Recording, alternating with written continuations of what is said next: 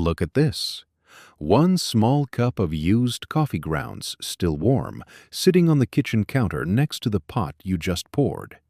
A single pot of home-brewed coffee leaves behind about that much every morning, a modest cupful that adds up over a month into a bucket worth spreading.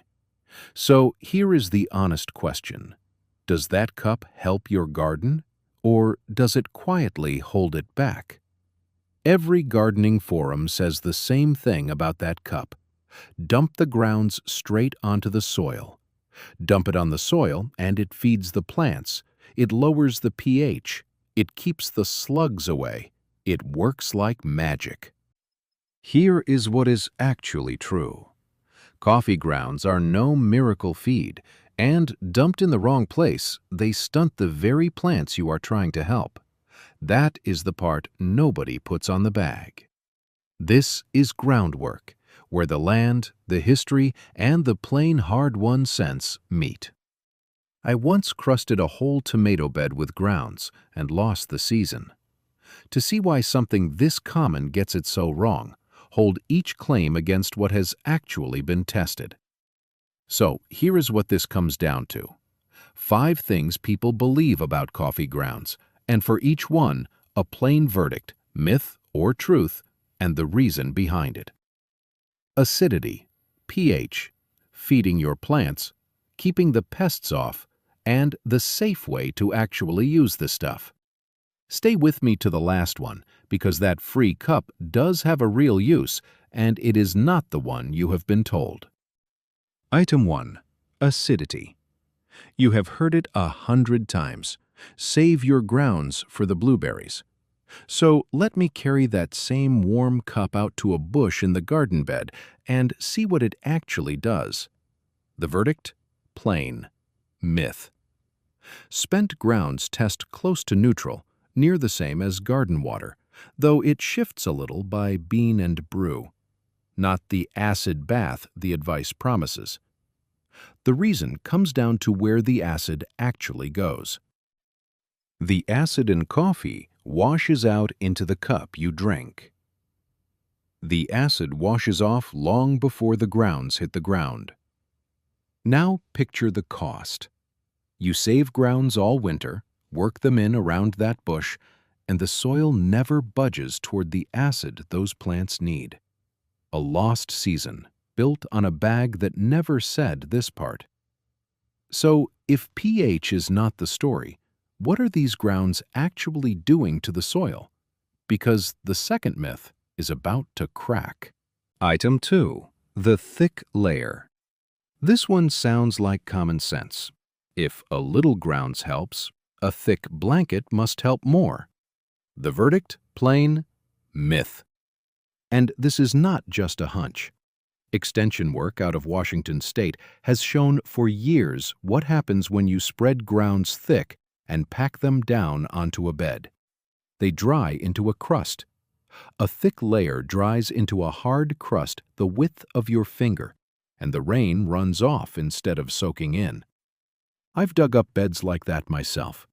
The bed underneath stays dry, while the surface looks freshly tended.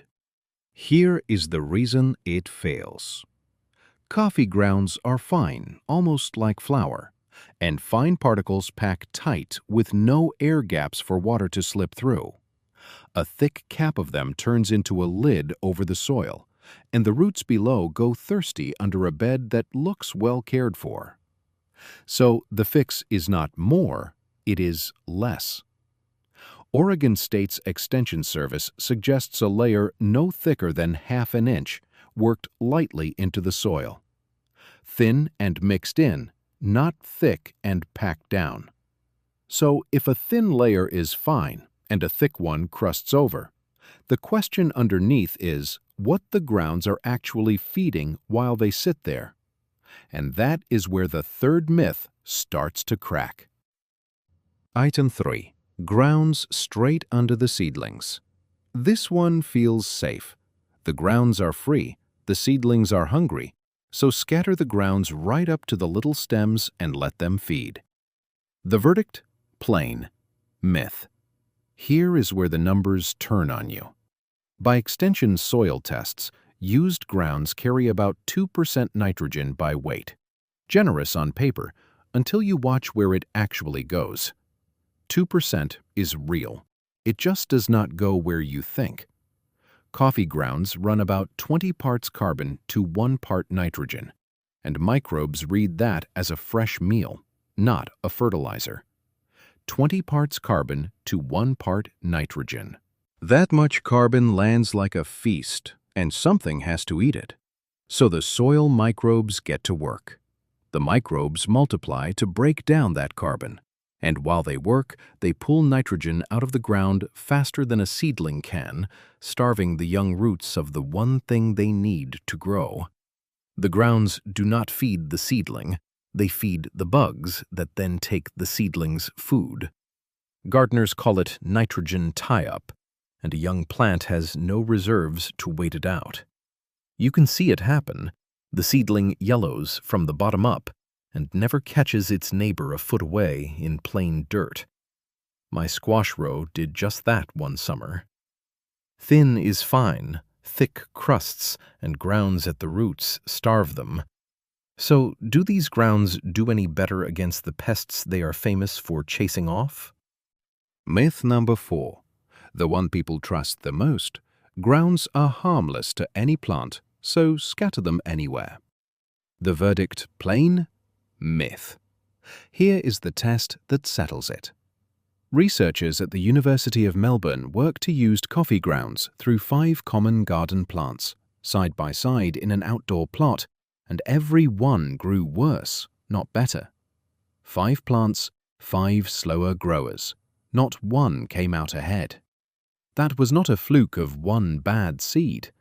A Melbourne research plot around 2016 ran 5 common garden plants, plain dirt against dirt with grounds worked in. Grounds on every row, and every row fell behind the same crop grown without them. So why do the plants pull back? I've seen it happen in my own rows, and the reason sits right there in the grounds. Used grounds still hold a trace of caffeine, and it is allelopathic, a long word for a simple thing. It can hold young seedlings back from growing. The coffee plant grew that chemical to hold ground against its neighbors. You scatter it, and the young roots read the same warning and slow down. So a thin layer is fine. A thick one crusts over. Grounds packed at the roots starve them, and grounds spread across the bed slow the whole thing down. Thin, thick, at the roots, across the bed. 4 ways the grounds let the garden down. One place is left where they might still be worth keeping. Myth number 5. The one that throws the whole cup away. Grounds are just garbage. The verdict, plain. Myth. For years now, through its Grounds for Your Garden program, Starbucks has bagged used grounds free at the counter for any gardener who asks. Why does the pile work where the bed did not? I've turned enough of both to know the difference. In the bin, grounds can safely make up about 1/5 of the volume, blended with dry leaves or straw. 1 part grounds, 4 parts brown. The pile gives the microbes weeks to break down the carbon and caffeine before the material ever touches a living root. So the nitrogen tie-up happens in the bin, where no seedling waits on it. You can watch it agree. Gardeners report earthworms moving toward the well-blended grounds, treating them as a meal, not a warning. That is the honest answer. The free cup is not a miracle and not poison. It works through the compost, given time, not spread under the roots. So there were the 5, laid out plain. Grounds do not acidify your soil. Spent, they sit near neutral, about 6.5. A thick layer does not feed the bed. It packs into a crust that sheds water like a lid. Grounds under young roots do not help them along. They tie up the nitrogen and leave the seedling waiting. Scattered wide across a plot, they slow every plant in the row. the way that trace of caffeine slowed all 5 in Melbourne. And the cup is not garbage. It earns its keep in the compost pile, given weeks, not spread under the roots. Now, look back at where we started. That single warm cupful on the kitchen counter, the grounds you were about to carry out to the garden. A modest amount, but over a month it fills a bucket worth carrying somewhere. Not to the blueberry bush, not onto the bed in a dark crust. To the bin, 1 part folded into 4 parts dry leaves, where the worms will come and treat it as a meal. That is the whole of it. Not a miracle, not a poison. A free cup that works through the compost given time. Turned in with the leaves, it will steam and feed the worms by spring. This is groundwork, where the land, the history, and the plain hard-won sense meet.